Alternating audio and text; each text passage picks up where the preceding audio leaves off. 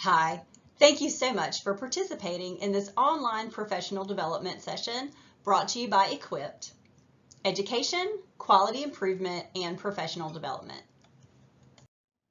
My name is Nicole McCaskill, and I am the Community Learning Coordinator for Equipped. Today's session is called Art from the Head and Heart, Intentionally Connecting Creativity to Young Children's Cognitive and Social Emotional Development. For this training, we will consider implementing creativity in early childhood settings by defining what creativity and art mean. We will look at the differences between process-oriented art, also called pre-expression art, and product-oriented art. At the same time, we will discuss information from leading theorists about artistic development while considering the individual needs of children and how creative experiences, when implemented in appropriate ways, developmentally, culturally, and linguistically, can have many positive cognitive and emotional social benefits for young children. So this is a really great quote from Pablo Picasso. Every child is an artist. The problem is how to remain an artist once we grow up. So think about that for a minute. How many of you believe you're artists? How many of you can print, draw, dance, sing? If you were sitting in front of a group of preschoolers during group time and you asked them, raise your hands if you can sing, how many do you think would raise their hands? What if you said, how many of you can paint? Who loves to paint? Who paints really well? How many children would raise their hands? Probably just about all of them. Something happens though as we grow older. There's something that changes with our perceptions and our beliefs and our standards of what is good or beautiful when it comes to art and creativity. But I really think the goal is to preserve the idea that art really is about expression, expressing what you feel, what you believe, what you think, rather than something to be judged or to be copied. But it should be something that we try to relate to, try to understand, and something that we try to appreciate. So just keep that in mind as we move forward with the content. We're going to start off with a couple of theories that you're likely familiar with in early childhood education. We'll start off with Jean Piaget, and we know that Piaget believed in active engagement in the environment, that children learn best when they can use learning materials freely, creatively in their environment, and that really the role of the teacher is to be that facilitator, to set up the environment very intentionally, to allow children to challenge themselves, have unique and different experiences, and really be that support person for a child. Maybe ask some questions, offer some ideas and suggestions, but to really allow children to engage with the materials and engage with their peers and the adults in that environment as they learn freely. So it really is all about sensory experiences. We also know that in Piaget's developmental theory that Piaget discusses symbolic thought around the ages of 2 to 7, and that intersects very nicely with art, drawing, writing, and that creative development, because that's the age when children begin to see that symbols can reflect what they're thinking. And that's also when they really are starting to pay attention to print and letters and words, and really starting very at a basic level at the age of 2, but obviously that progressing as they eventually learn to read when they get older, is that those words and letters are symbolic of language. So let's also look at Urie Bronfenbrenner. And you can see the image on the right of his ecological model. We think about the child right in the center of this. And in that child's environment, the closest influence for that child is the home and the immediate family. And then beyond that is your school, your preschool, your childcare setting, friends, extended family, and then we move larger into the neighborhood. And of course, the model gets bigger and bigger into the community and where the child lives and culture and time period. But ultimately for us as teachers, we really need to think about whatever we do in the classroom, that we're always thinking about that individual child first in the center.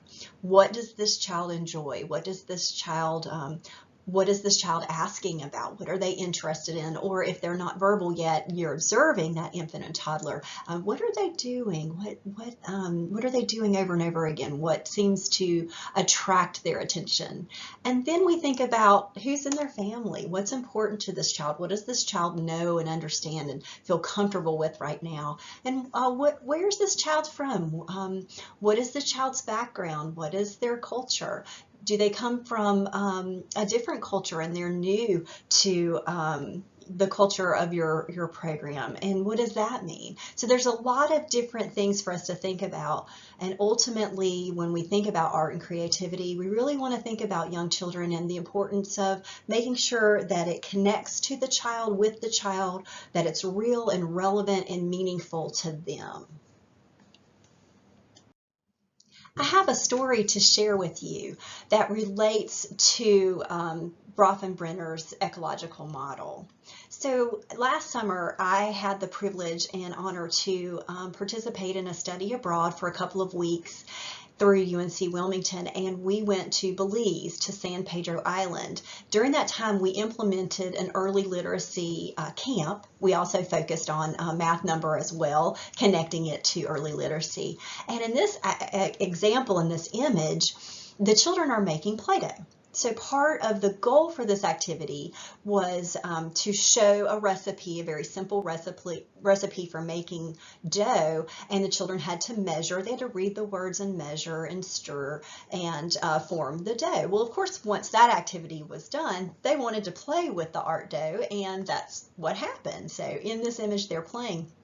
What was interesting for us as Americans coming over to implement this activity, of course, we had our lesson plan, and we were having a great time, and the children are enjoying themselves. But sort of what surprised us is we noticed that through their play, many of the children were making tortillas, or they were pretending that they were making Fry Jacks. And Fry Jacks is part of the Belize culture, and it's a food that you might eat at breakfast. You could eat it at lunch or different times of the day.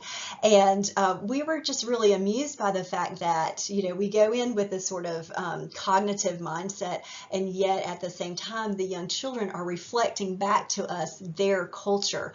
They're doing what they see their families doing. They probably have made the tortillas or the Fry Jacks at their home. So they're just doing what they're accustomed to. It was different for us because it's not necessarily a part of the American culture.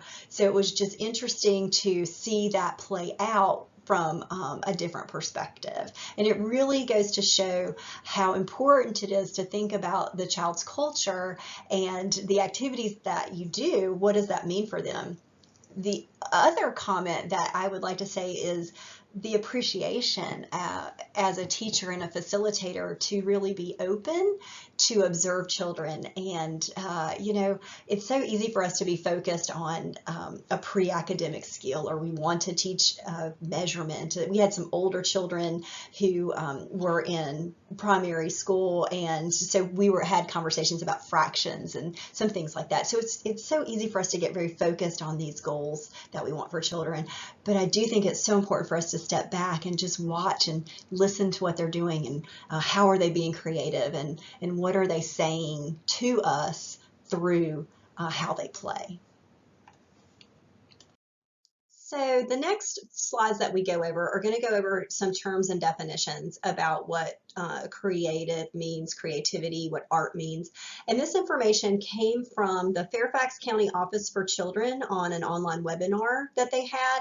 Unfortunately, I just recently checked and that is no longer available, but I thought this information was interesting as we look at art and creativity in the preschool classroom. So what does it mean to be creative? What does that mean? It means that you possess the quality to be creative, or you have this power to create. You can have an ability to make new things, or think about new ideas. So that's what being creative is. The next definition is creativity. I really like this definition. The ability to transcend traditional ideas, rules, patterns, relationships, to create meaningful new ideas, forms, methods, have originality, progressiveness, or imagination. So that's what creativity is. Again, that is the exact opposite of replication or duplication. So when we talk about process-oriented art and product-oriented art, I think this definition is key and critical to think about young children and what we need to inspire creativity for them. So what is art? What is that definition? It is something that is created with imagination and skill. It's appreciated, it's beautiful. It could also mean expresses important ideas or feelings. And art is simply works that are created by artists. The paintings, the sculptures, the music, the books, literature, dance, whatever is created by an artist. And when we think about creativity and art for very young children, I do think we need to think about it in a different way than we do for older school agers and adolescents who might be learning crafts, they might be honing specific skills, they might be learning different types of art, and all that has a time and place. But for very young children, art really needs to be fun, messy, explorative, experimental. We need to introduce them to different types of media and just let them be free with it. I think it's important that children make choices, be spontaneous. They can do art fast. You'll see children running over and just scribble something and just run off to dramatic play. Some sit there and take their time and spend a lot of time doing it. Some do it more often than others, and all of that is okay. And it's perfectly okay for them to do it when they want to do it. They can stop, they can throw it away, they can keep it, do it over again. And when we think about art and creativity in children, we really should think about it not being something that they copy or looks like somebody else's work, that it's really just part of that process. And when we think about product-oriented art or process-oriented art, which we'll talk about in a minute, I think this definition of what art should be for young children is really important for that conversation.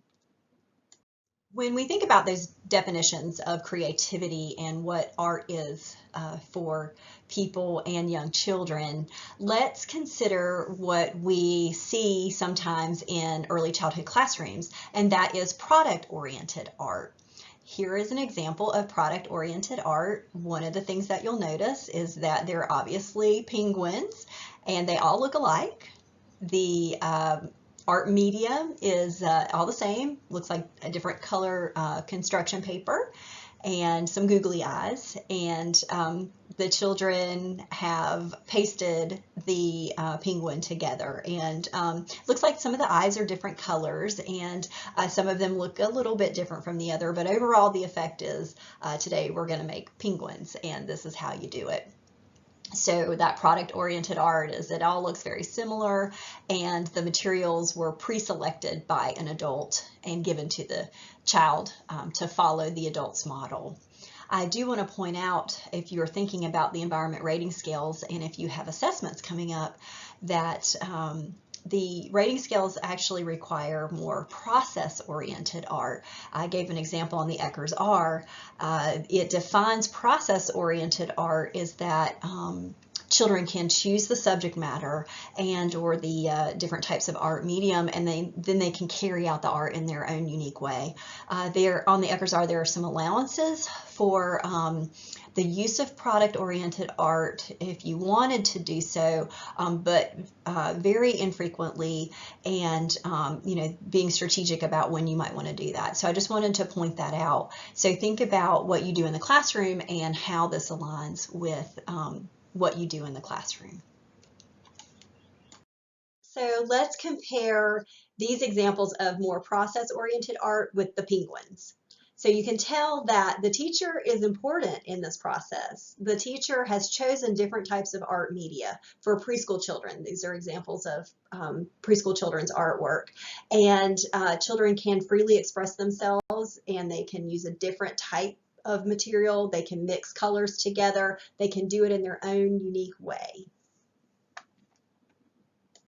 I think also it's important to think about how teachers set up the environment to invite children to experience things.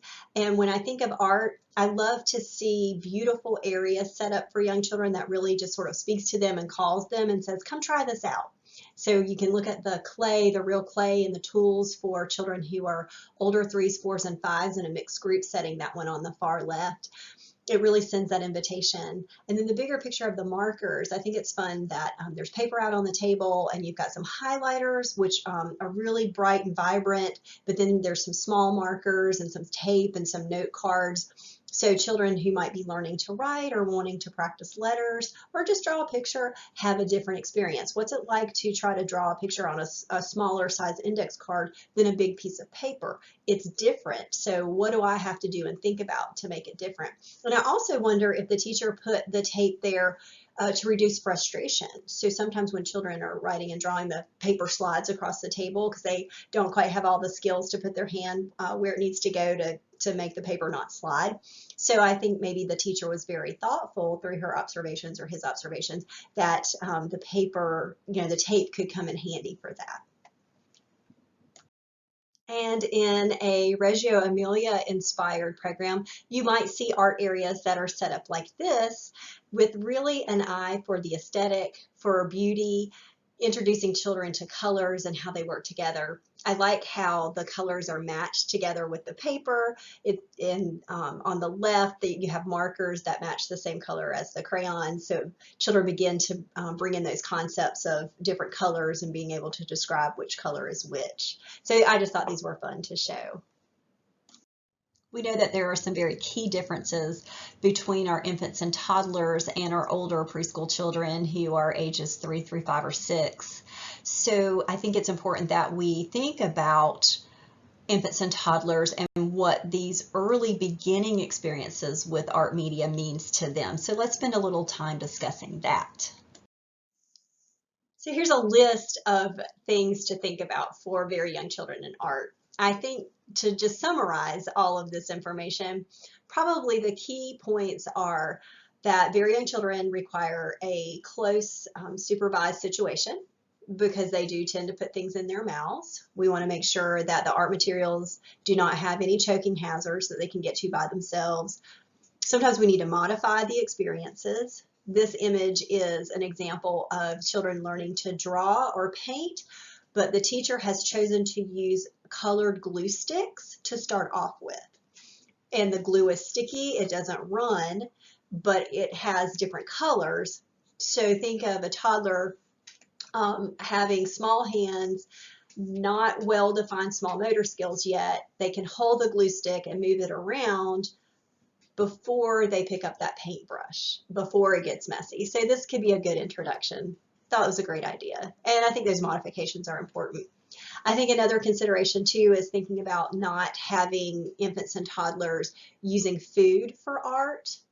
I think it can send a mixed message. We want them to know that food is something you eat. That is something you put in your mouth, but art materials or different types of play materials are something that we have a purpose and a use for. With that said, we also have to be careful with our language when we work with them because we know that very young children put everything in their mouth. So when they do art, we want to avoid all the no's, don't stops. So we want to set it up so they're successful, it's well supervised.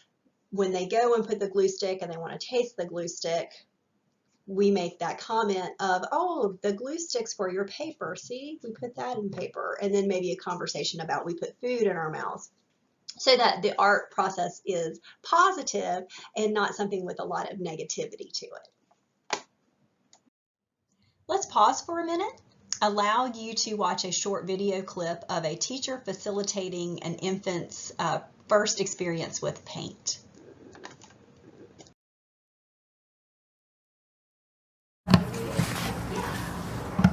You ready? Ooh, blue-green paint.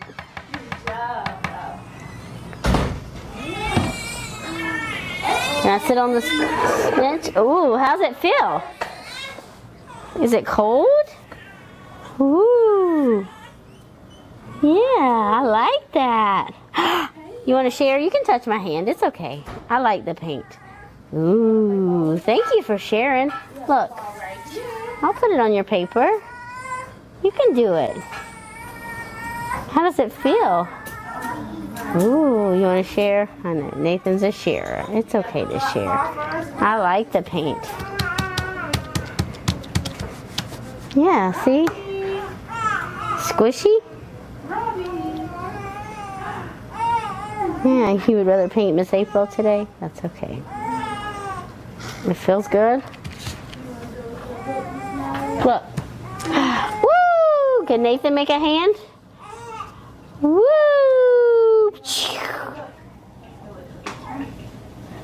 Yeah, there you go. There we go. You feeling it now? So pretty. Look, that looks like a wave in the ocean. One of the great things about the preschool classroom is that the different areas of study do cross over in so many different ways. And I think that is extremely true for art. Art and creativity spill over into all the different learning centers, and it's true in the reverse as well. One of the questions I get from teachers is when they're thinking about process-oriented art, the question is, I think it's great that children can experience the process of painting at the easel, or the open-ended activity of using Play-Doh with different tools, or adding some beads or stones to the Play-Doh and seeing what they do with them. But how can I connect art to a current theme or study in the classroom? Because product-oriented art or project art is this easy connect. We're studying cold weather and animals who like cold weather. Well, let's make a penguin. So there's this easy connection. I think sometimes for teachers, it can be a challenge to think, how can I connect this process art to what we're talking about in the classroom? So when I think about that, I think conversations that I have with teachers begin to talk about beauty in the world, inspiring them to be creative, looking around into the world and what's happening. So if it is turning into winter, then what do you see when you look outside? You see sticks, you see no leaves on the trees. So how do you bring that into the classroom and let children reflect that back?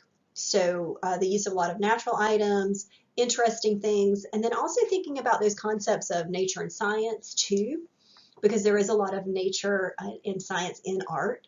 So thinking of reflection, light, shadow, texture, depth, and what could that mean for young children? One area of study in a classroom might be the process of a plant growing, or talking about plants and flowers, talking about gardening. Those are very common areas of study for young children. So on the left, we have an example of how the teacher has brought in inspiration for what's going on in the world, that flowers are blooming, and what are the parts of the flowers? Do we see the petals? Do we see the stems, leaves? What do you need for flowers and plants to grow? So you have all of this nature science language happening, but then you have these beautiful examples of what's happening. You have these flowers. So the teachers place them out, they're on the table, and then the children can paint or draw. And I even love that there's etch-a-sketches there. So this is a different way to be creative. So the children can draw or paint. They could even ignore the flowers if they wanted to and draw something completely different if there's something on their mind that they want to do something completely different. In contrast, on the right, we have that product art. I mean, they're very pretty. I love all the colors, but it doesn't allow the child a lot of creativity in this process. Here's the end result. Pick, do you want a red flower, blue flower, purple flower? Then let's make it. Now, definitely both offer children the development of skills, fine motor skills, learning how to cut, glue, color, that type of thing. So definitely there's value for both. It just is that conversation of what really speaks to children and their creativity when we think about their cognitive development, and then soon we'll talk a little bit later about that social emotional development as well. So two different ways to connect the theme, one more process, one more product. Here's a couple of nice pictures of process-oriented art in the larger classroom environment in a couple of programs in North Carolina. The one on the left, I wonder if that classroom uses the creative curriculum, and I wonder if they're doing a study on buildings. I'm not sure. It could be anything, but that's what I wondered when I walked into the classroom.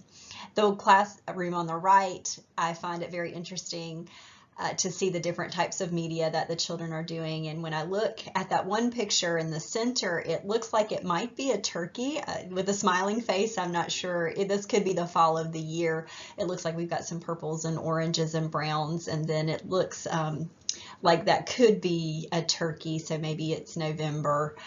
So you can see that the children are able to do this art in their own creative way, but there is intent and purpose, and there's likely some larger conversations and themes and discussions that the group is having related to lots of different activities. This is just reflected in art. We know being creative is a sensory experience, and this teacher has set up a lot of sensory experiences through art. There are different herbs that have been collected, and you can see that the children can take those herbs and pull them off and grind them up to make some spices. We have lavender and some rosemary, like different scents that they can work with. They can also make Play-Doh in this classroom, and then they take the natural items and the herbs that they've ground up into spices and put that into the Play-Doh, and now they have Play-Doh that smells really good and has texture, and children were a part of the process from start to finish. It's a great nature science activity, and then you have Play-Doh that then turns into art and a sensory experience, hitting a lot of different areas in one activity. When we think about modifying activities to meet the needs of infants and toddlers, as well as preschool children who might have some developmental delays or some special needs, that modification is extremely important. This is an example of how to bring nature science into a classroom when children like to mouth everything, or that the materials are fragile and they might break off pieces and put them in their mouths and they become choking hazards. So on the left, we have some flowers that are put between two pieces of contact paper, and it looks like they made butterfly wings, so the children can wear this in dramatic play. But this could also be used to inspire children to talk about, have those conversations about plants and plant life, and then you might see that reflected in their artwork later. I love the picture on the right. These are the Christmas ornaments that you can buy at craft stores, and you can put different things in them. So this teacher put natural items in there so that very young children can look at them, shake them, study them without it being a hazard in the classroom, to be a choking hazard. We talked a little bit about art and thinking about reflection, shadow, texture, depth. And in this very young toddler classroom, you can tell that the teacher has set up a lot of creative activities that could inspire art. There's music, there are invitations to hear different sounds. You've got the spheres that are metallic and are mirrored, so there's different types of reflection and distortion that occurs. There's a light table, so children can see shadow and light and transparency at a very young age. And how easy or simple can you get than the one in the middle on the bottom, and just using some pots and pans and making some noise? I mean, if that isn't classic infant toddler, I don't know what is. But it's a great experience, and it drives that creative process for them. It's free, and it allows them to explore. And then there's just beauty in different centers, like we have a plant that is in the cozy reading area. So as very young children are learning about books and learning how to read, there's this beautiful plant to also look to as well to make them feel calm and relaxed. It's an invitation. Come hang out here and check out a book.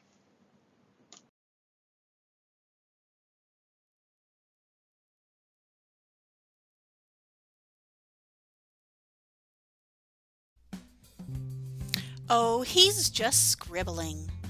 Just? Did you say just? Scribbling is a crucial precursor to developing writing skills. Let's take a look at the stages of writing development. It begins with scribbling, making random marks on a paper, sometimes small and light, other times boldly filling a page with color.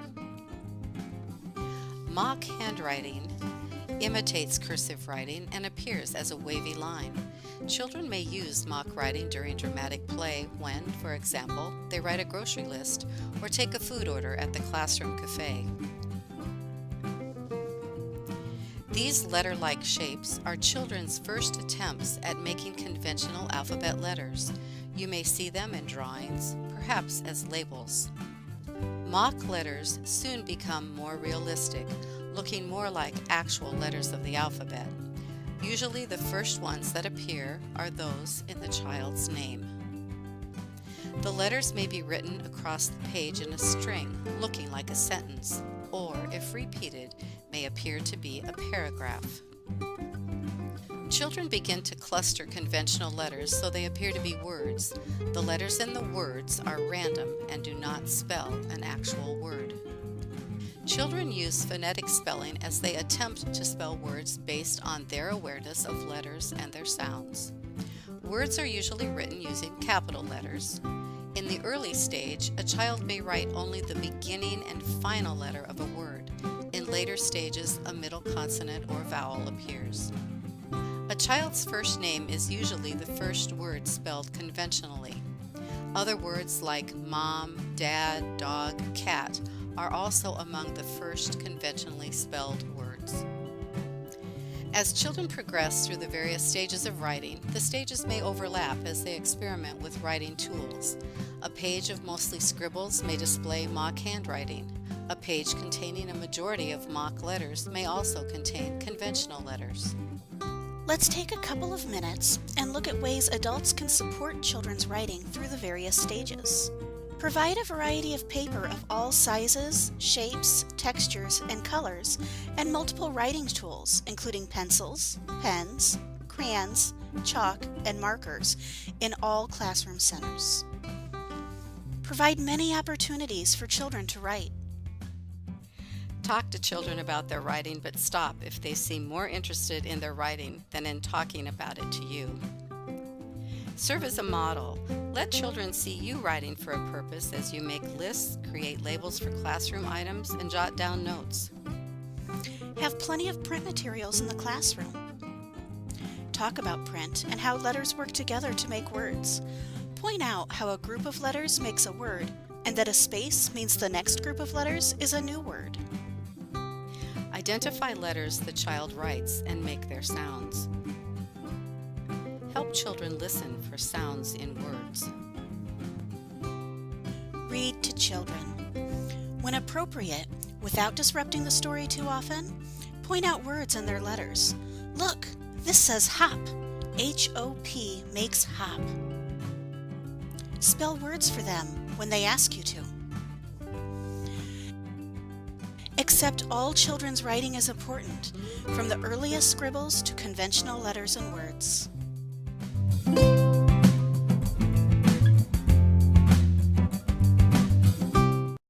I hope you enjoyed that quick video clip about the development of children's writing and drawing. We're going to dive into some research and theory just a little bit more related to that as we talk about how art can affect children's cognitive skills. So these quotes are from Lowenfeld and Britton, and I just love them. The first quote is, "Art is not the same for a child as it is for an adult. For a child, art is primarily a means of expression." No two children are alike, and in fact, each child differs even from his earlier self as he constantly grows, perceives, understands, and interprets his environment. A child is a dynamic being. Art becomes for him a language of thought. So I just think that's great because it really does bring in some cognitive development. It also brings in that emotional piece for young children too. So Victor Lowenfeld was a professor at Penn State and also an art curator, and he believed in children's growth aesthetically, socially, physically, intellectually, and emotionally, and all of that was reflected in their art. So Lambert Britton studied the creative processes in human development, and together they gave us these really, really beautiful quotes about how children process creativity.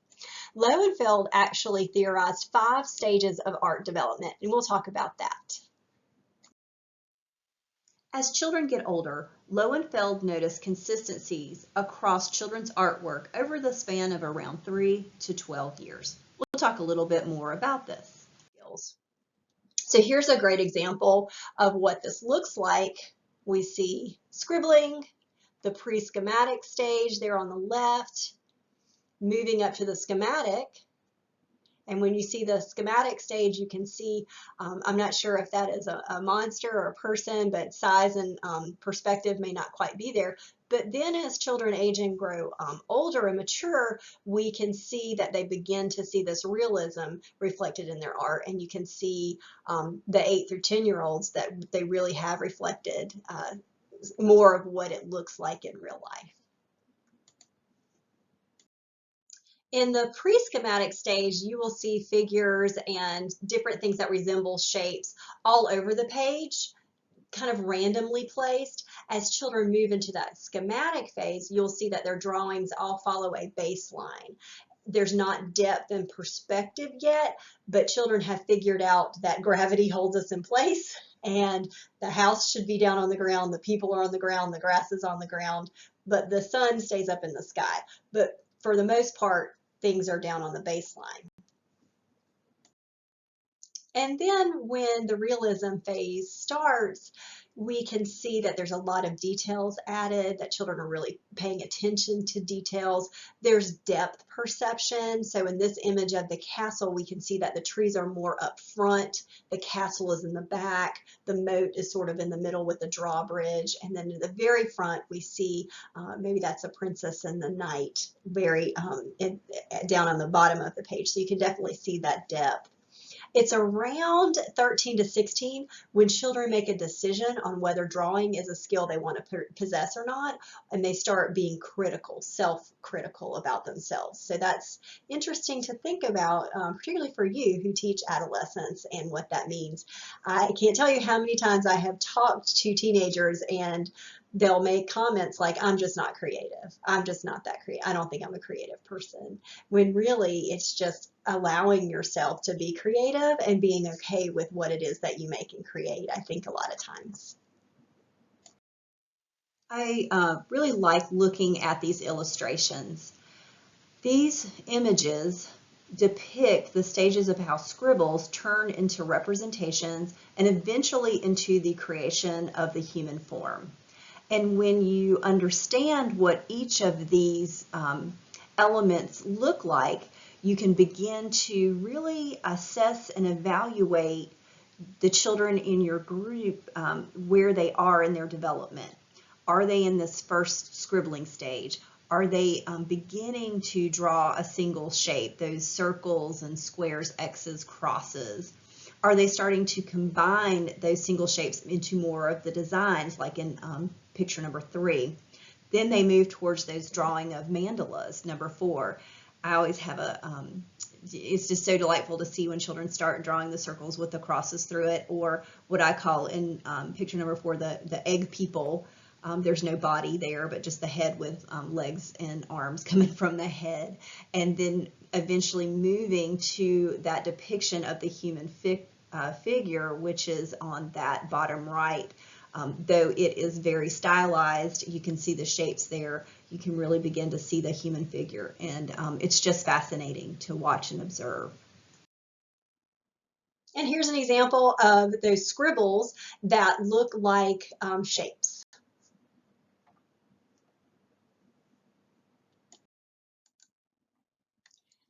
So another theorist and researcher is Rhoda Kellogg, and she researched children's art and literally studied like 100,000 young children's drawings with pencil, pen, crayon, and brush. Can you imagine going through all of that? And what she found is that there are some basic types of scribbles through her work, and here's a good example of what they are.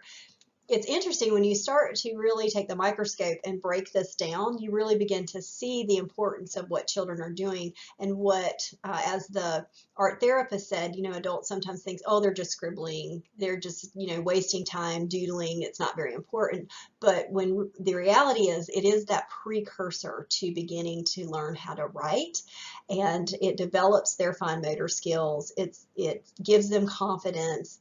It shows them that they can be creative, and it also connects to that ability to know and understand that symbols reflect some type of language in written language.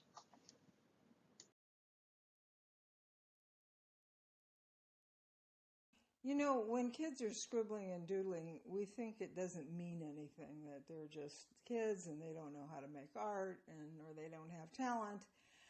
But actually, from my experience as a child development specialist for many years, I have discovered that children are really letting out a lot of inner angst, as it were, frustration, anger, fear, all kinds of feelings that they don't know what to do with. And if that stuff doesn't come out on paper, those kids could just carry that around for years and maybe a lifetime. So I think we have a lot to learn from the mental health of kindergarten and preschool children. They naturally do this. I never heard preschool children say, I don't have any talent when given crayons and paper. Unless a parent had been particularly perfectionistic with them, they just have fun. They put colors out. They do the same thing with clay. They don't think about it. They just do it. And my experience now in later years as an art therapist is that adults need to do the same thing. We need to de-stress by letting ourselves return to that very simple state that we were in as preschoolers and kindergartners, where we could just let the stuff out on paper. Not worry about what it looks like, not think about talent or artistic ability or skill, but just have fun scribbling on paper. It goes beyond scribbling. It can also lead into making images, but it starts with scribbling. And that's where we need to start, I think, as adults, to de-stress.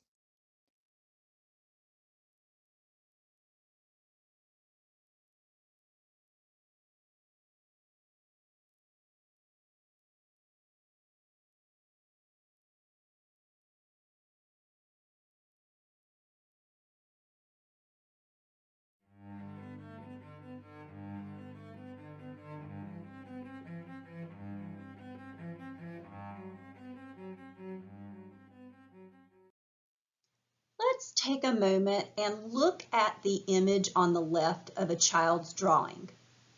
This is from a child who is about 3.5 to 4 years old. On what we've discussed regarding art development and theory for young children, what do you think this artist's story might be? What is the artist trying to say? Can you identify what stage of artistic development this child may be in? What is the stage of writing development? And what ideas do you have to support and encourage this artist further? So often, we may not fully know or understand all that a young child is experiencing inside and outside of our early childhood environments. Interactions with the children and observing them during play and learning times are the keys to getting to know young children better, and art can be a way to bridge the teacher-child relationship. When we begin to see children as people with full lives trying to make sense of the world, very similar to we as adults try to do, we can then begin to ask ourselves important questions about our students. Are they doing okay? Do they seem happy, eager, engaged, adjusted? Are they acting differently today? Has something significant changed in the child's life? Sometimes what we do not know can be just as important as what we do know. So observing and reflecting upon each child can give us insight through their eyes. Asking key questions such as, what are you working on? Tell me more about your drawing, can be a doorway for learning more about each child. As we plan for intentionality in the art that we offer young children, it is very much a time for us to really think about each child in our classroom and what do we want them to gain from these experiences? How will it support their social emotional development, and how does this support their cognitive development as well as their physical development, such as their fine motor skills? There's much to consider when we think about all the activities we implement in the classroom. I think one question that stands out to me is one that a mentor teacher told me when I first started teaching. At that point in time, I tended to do more product-oriented art in the 2-year-old classroom, but I was becoming frustrated with the time that I was spending cutting things out and just a lot of time, and the children didn't seem as interested in it, and it seemed like I was sort of making it for them. So at that point in time, I just didn't have a lot of knowledge or understanding of what a 2-year-old really needed from an art experience. And that mentor teacher asked me a really great question. She just said to me, what do you want the children to learn from this? And that made me step back and kind of reflect on what I was doing. And I was like, you know, I don't know that I can answer that. I'm just doing this because I think this is what I need to do, or what I think parents are expecting of me, rather than, what does this mean for young children? And once I sort of flipped my view, I really changed what I did some research, and learned more about the process, and my activities became more creative. So as we think about that, what do we want children to learn from this? How do we support their creativity? Are they practicing some skills, yet doing it in a fun and interactive way? And do they have a lot of choices? I think one other great question to ask is, does this activity require a lot of instruction from me? Or if I set this up, can the children just go to it and sort of do what they want to do without a lot of intervention or instruction from me at that point in time? And of course, is it fun and is it safe?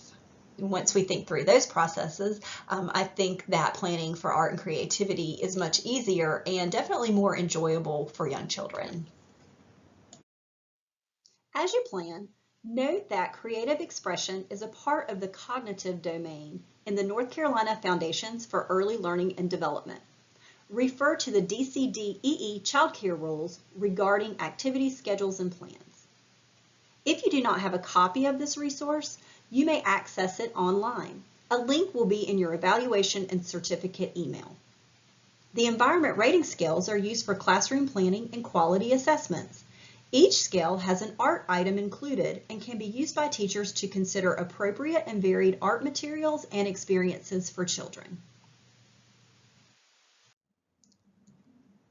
I thought I would show another great way to implement some messy art creations. Depending on the setting you're in, you may or may not want to have super messy activities. If you're a family child care home provider, for example, and your program occurs in your kitchen, in your dining room, in your living room, those are areas that your family uses as well, and you may want to protect some of those areas from some messier activities. I kind of have this mantra that whatever you can do inside, you can certainly do outside. So for some of those very messy activities, if you want children to be super creative, take the activity outside. In these pictures, you'll see there are four. This teacher set up an easel with a stool and allowed the children to take different paint cups filled with paint and pour the paint down the easel on the other side. So a lot of cause and effect and experimentation and color mixing occurred. I'll show you what the end result looks like next. And so this child created this really cool paint drizzle art. And it was very much about the process, but it is very bright and colorful. When we think about our interactions during this time period, when children are doing an activity like this, I think it's just so much fun, and I can imagine that the children are laughing and are excited about the activity. I imagine it gets pretty messy too. As a teacher, there's many supportive things that we can say rather than making judgments about their work, just by observing what they're doing. I see you're pouring the paint down the side. Tell me about what happens when you start up at the top. What's happening? I see you have some orange paint and some yellow paint, and tell me what's happening as it runs down. So open-ended questions and just making observations like, wow, you chose a lot of different colors on your art. And then another child, it might be, wow, you decided to paint with only black paint and white paint. Look at that. No judgment there, just observations, pointing out children's work, and then supporting their emotional well-being just because you're interested and you're asking them questions. Let's circle back for just a minute to our definitions that we discussed earlier in the presentation. And when we think of creativity, it really is that artist's unique view of the way they see the world, how they see their life, their culture, and often they present it in a very innovative, personal way, often not copied or even thought of from anyone else. It is purely their own and represents themselves. So when you think about your favorite artist or different time periods, think about if someone had said to them, paint a picture of dancers and make it look like mine. Or I want you to paint the stars in the sky, and the stars need to have 5 points. If these artists had been trained in that way, I don't think their work would be as beautiful, as unique, and as creative as it is, because it truly is their own. And what if Rosalia Torres Weiner had believed that art only belongs in museums? Would she have created an art truck that she takes all around to teach children the joys of art?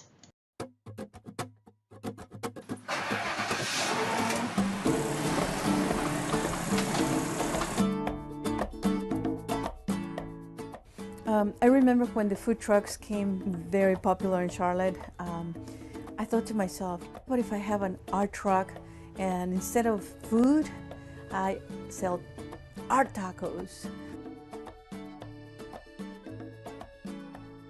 I wanted to bring the art, because a lot of people, they don't know that art is so powerful. And for a long time, I wanted to own a truck, an art truck, and bring it to festivals and neighborhoods.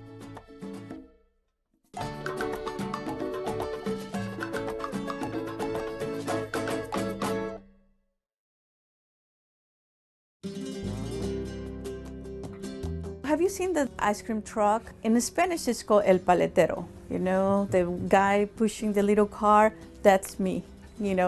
Like they see me and I turn my music and they're happy to see me. And this is how I wanted to, in my imagination, this is how I wanted to be like the paletero, the ice cream truck. They are excited. There's like, here she comes, there she comes. For these children who during the summer are in their apartments, not doing anything, and I come with the truck, we create art, for them to have this is very special. The little girl that I work with, whose mom got arrested in front of her, I remember I wrote just a piece of paper and just brushes and watercolor. I explained to her like how art has helped me in the past, and when I was a little kid I also paint, and I said, I want you to paint what you saw. She painted the mom saying, no, don't take my mom, don't take my mom. And I said, I said, now let's keep painting. And she said, are you serious? I'm not going to cry anymore. And I said, the more you paint, the better that you're going to feel. And then I left my little kid with her, the painting and the brushes. She said, this is for me. And I said, yes, you can keep it. Keep it. And just remember, when you feel sad, when you remember your mom again and you start crying, take that art kit and start painting again. I mean, for me, this is worth it,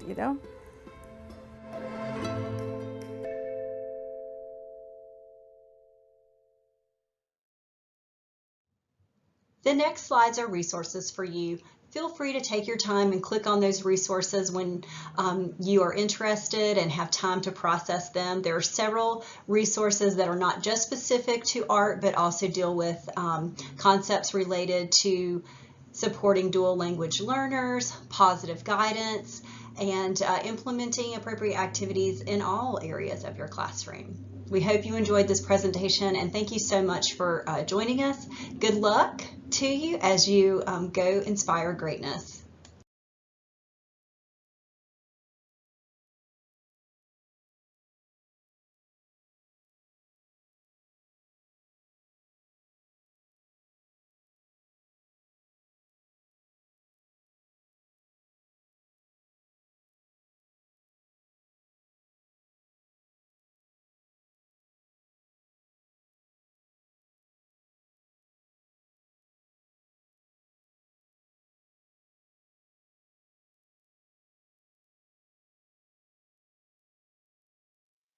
When you submit your evaluation at the end of this video, you will receive an email with your training certificate, as well as several website resources you may find helpful.